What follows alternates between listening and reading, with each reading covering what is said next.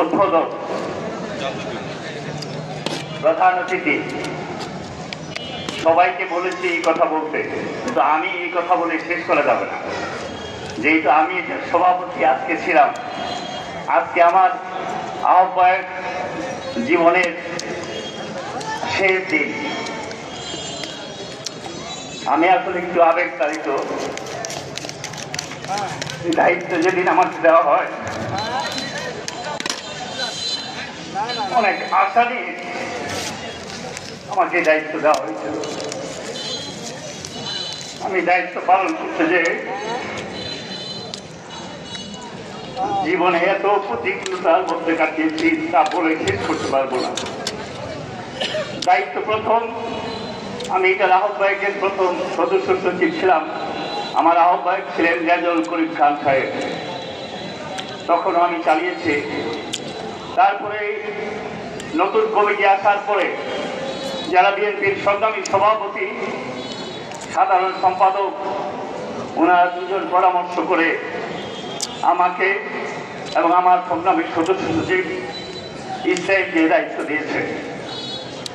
দায়িত্ব নেওয়ার পর থেকে আমরা চেষ্টা করেছি জীবনের সর্বোচ্চটা দিয়ে এই দলের জন্য করার জন্য চেষ্টা করেছি। এইভাবে শহীদ জিয়াউর রহমানের আদর্শ লালন করে আমরা বড় হয়েছি। আজকের যিনি প্রধান অতিথি, আমার জীবনের সবচেয়ে স্মরণীয় দিন, আমার এক বয়াত নেতা, যার হাত ধরে আমার ছাত্ররা যেতে আশা ছিল, কেন্দ্রীয় সংসদের ইলিয়াস ভাইয়ের নেতৃত্বে আমার কেন্দ্রীয় সংসদে প্রথম প্রবেশ। আমি বিক্রি হয়ে যখন ঢাকা যাই, আমাকে ইলিয়াস ভাই ওনাকে চিনিয়ে দিলেন, বললেন ম্যাডামের সাথে সাক্ষাৎ করতে।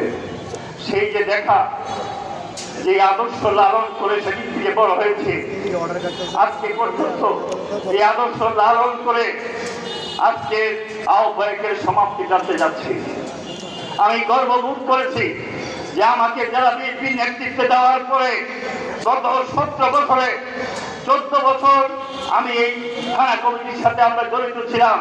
জীবনে একদিন, এক মুহূর্ত, এক সেকেন্ডের জন্য খুনি হাসিনার সাথে কোনো আপোষ করতে যায়নি। আপোষ না করাতে দিনের পর দিন রিমান্ডে ছিলাম, কত অত্যাচারিত হয়েছি, চোখ বেঁধে ঘরের মধ্যে ফেলে রাখা হয়েছে, নির্যাতন করে বলা হয়েছে যে রাজনীতি ছেড়ে দে। আর কি ভাষা ব্যবহার করেছে সেটা বলে শেষ করা যাবে না।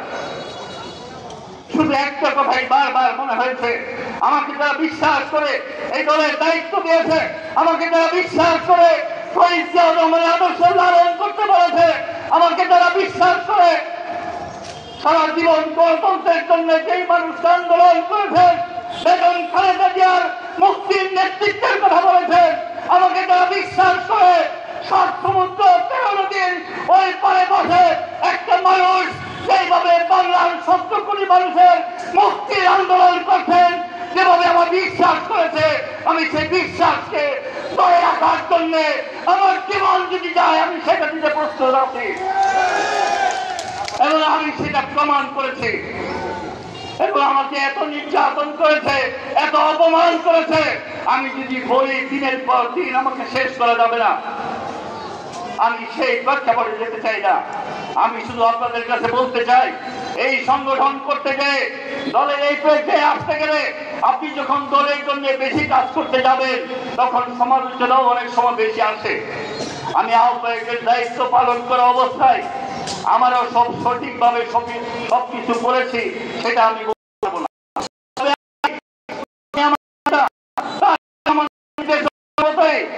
আমি বিশ্বাস করি গণতান্ত্রিক মধ্য দিয়ে একটা সংগঠনের বিকশিত হয়, আর আন্দোলনের অপর নামই সংগঠন শক্তিশালী করা। তাই আমরা 11টা ইউনিয়নে, প্রতিটা ওয়ার্ডে 111টা ওয়ার্ড, প্রতিটা ওয়ার্ডে আমরা কাউন্সিলের মধ্য দিয়ে ওয়ার্ড কমিটি করেছি। তার সেই ওয়ার্ডের মধ্য দিয়ে আমি প্রতিটা 11টা ইউনিয়নে আমি আমার সদস্য সচিব মিলে প্রতিটাতে ভোটাভুটি করেছি, কাউন্সিল করেছি।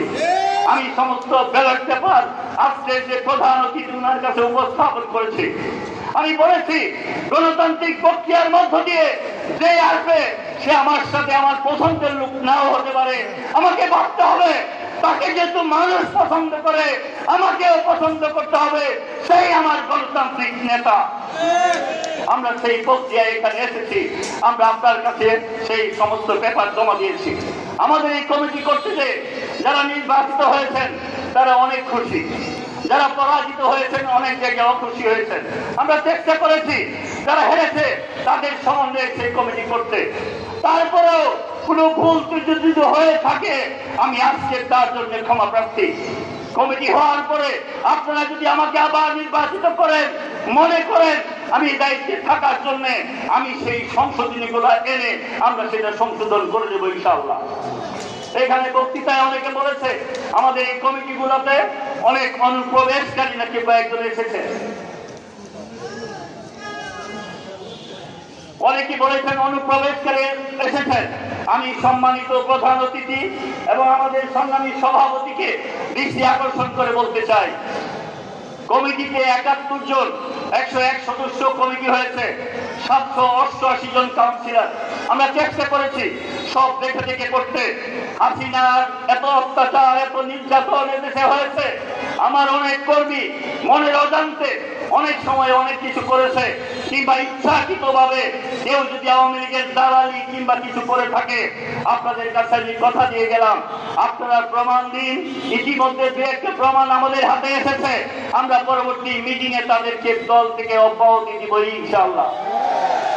গত উপজেলা নির্বাচনে আমাদের ইচ্ছার বিরুদ্ধে অনেক ভাইকে, যাদের সহযোদ্ধার সাথীদেরকে নিয়ে অনেক দিন আন্দোলন করেছি, অনেক সংগ্রাম করেছি, তাদেরকেও আমাদের দল থেকে কেন্দ্রীয় নির্দেশনার কারণে অনেককে বহিষ্কার, অনেককে শোকজ করতে হয়েছে। আমরা তাদেরকে ফিরিয়ে আনতে পারি নাই, যে কেন্দ্রীয় সংসদ আমাদেরকে নির্দেশনা দেয় নাই।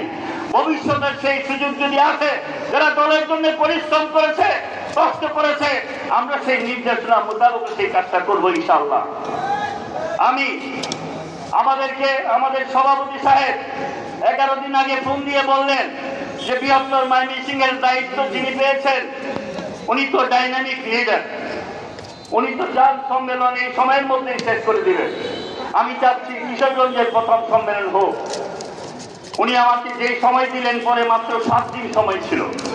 আমি ওনাকে বলেছি যে 7 দিন না আরো কম সময়ে যদি মনে হয় দলের প্রয়োজনে সম্মেলন করতে হয়, কিশোরগঞ্জ সদর উপজেলা বিএনপি সেটার জন্য প্রস্তুত ছিল, আছে।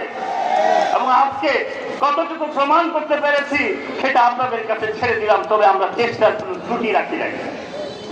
নাম্বার 3, আমরা এই কিশোরগঞ্জ জেলা শহরে একটা সম্মেলন করতে যাবে।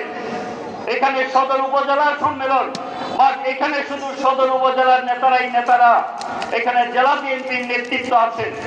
আজকে আমরা যারা বক্তৃতা করেছি অনেকে আমরা বক্তৃতার সুযোগ দিতে পারি নাই, যেমন সদর উপজেলা যুব দলের সভাপতি সাধারণ সম্পাদক, ছাত্র দলের সভাপতি সাধারণ সম্পাদক, স্বেচ্ছাসেবকের সভাপতি সাধারণ সম্পাদক, শ্রমিক দল, মহিলা দল, জাতি দল, মৎস্যজীবী দল, তাদেরই এখানে বক্তৃতা দেওয়ার কথা ছিল।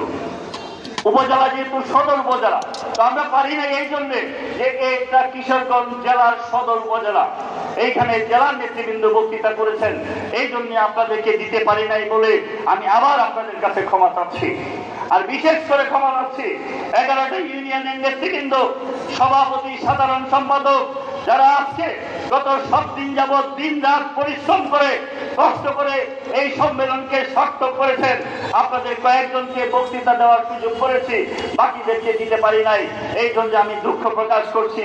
বিশেষ করে আমাদের মাইজকাবন ইউনিয়নের সংগ্রামী সভাপতি মাইনুদ্দিন সাহেব, রশিদাবাদের সিরাজুল মেম্বার, লতিয়াবাদ ইউনিয়নের হাজী রফিকুল ইসলাম, বিন্নাটির সভাপতি ইব্রাহিম মোল্লা, 1400 ইউনিয়ন বিএনপির সভাপতি নজরুল ইসলাম মেম্বার, সাধারণ সম্পাদক আব্দুল কাদির, যশোদল ইউনিয়ন বিএনপির সভাপতি জালাল উদ্দিন, সাধারণ সম্পাদক মুগলে আজম, বর্ষাপুর ইউনিয়ন বিএনপির সভাপতি আব্দুল সাত্তার, সাধারণ সম্পাদক মুস্তফা, দানাভট্টি ইউনিয়নের সভাপতি রাসেল, সাধারণ সম্পাদক রফিক, বৌলা ইউনিয়নের সভাপতি মজদুর, সাধারণ সম্পাদক বাদল, মহিনন্দ ইউনিয়ন বিএনপির সাধারণ সম্পাদক কবির, ভারপ্রাপ্ত সভাপতি খুকন, দুঃখ ভারাক্রান্ত হৃদয়ে আমাকে বলতে হয়, আমাদের সেই সভাপতি জীবনে যতদিন বড় হয়েছেন ততদিনই মেম্বার ছিলেন। জীবনে আন্দোলন সংগ্রামে তাকে একবার 7 মাস আগে পুলিশ গ্রেফতার করেছিল। পুলিশ ঘেরাও করার পরেও সে বিএনপির সভাপতি ছিল বলে সে সমস্ত মানুষ ঘেরাও করে পুলিশের কাছ থেকে তাকে ছিনিয়ে নিয়ে আনিয়েছিল আমাদের মহিনন্দের সভাপতি। গত কিছুদিন আগে হাবিবুর রহমান খোকন অসুস্থ হয়ে মারা গেছেন। তার রুহের মাগফিরাত কামনা করি, আল্লাহ যেন তাকে বেহেশত নসিব করে। আমরা তাদের কাছেও ক্ষমা চাই যারা বক্তৃতা করতে পারেন নাই। আমি আমার বক্তব্য দীর্ঘায়িত না করে আমি বক্তব্যের শেষ প্রান্তে এসে শুধু আপনাদেরকে বলে যাই যে আমরা যতটুকু করেছি এখানে আমাদের অগ্রজ আগে যারা এই দলটা করতেন, বিশেষ করে যারা আমাদেরকে এই নেতৃত্বে এনেছেন, এর মধ্যে একজন কিশোরগঞ্জের কোম্পানি কমান্ডার বীর মুক্তিযোদ্ধা কবির আহমেদ, আমাদের কিশোরগঞ্জের আহ্বায়ক ছিলেন জেলা বিএনপির সাবেক সাংসদ, উনি হসপিটালে শায়িত, আমরা তার জন্য দোয়া প্রার্থনা করি। এবং আমাদের অগ্রজ আরো আজকে এখানে সাংগঠনিক সম্পাদক আমিরুজ্জামান সাহেব নেই, উনি অসুস্থ, আব্দুল রাজ্জাক সাহেব অসুস্থ, আমার যারা আমাকে হাত ধরে আমাদেরকে রাজনীতি শিখিয়েছে আলী মোহাম্মদ সহ সভাপতি, উনি মৃত্যুবরণ করেছেন, তার রুহের মাগফিরাত কামনা করি। আমি বললে অনেক বলা যাবে, আমি আসলে বক্তৃতা না বাড়িয়ে আমি যার বক্তৃতা শোনার জন্য ছাত্র জীবন থেকে এই পর্যন্ত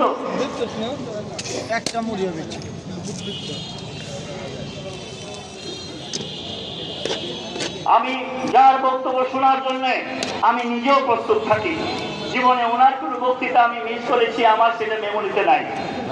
ঢাকা শহরেও যখন বক্তৃতা দেয়, হাবিবুর নবী সোহেল খান বক্তৃতা দেবে, তার মধ্যে কিছু কথা থাকবে যেটা শেখ হাসিনা শুনলে পরে ওনার জোর উঠে যায় শরীরে। উনি আরেকবার কিশোরগঞ্জ এসেছিলেন, আমি সেদিন বলেছিলাম গুলশান অফিসে বেগম খালেদা জিয়া অবরুদ্ধ, কোন মানুষ যাওয়ার মতো সকালে সাহস দেখায়নি। বাঘের মতো গর্জন দিয়ে একটা মানুষ সেই অফিসে ঢুকেছিলেন, উনি হয়েছেন হাবিবুর নবী খান সোহেল।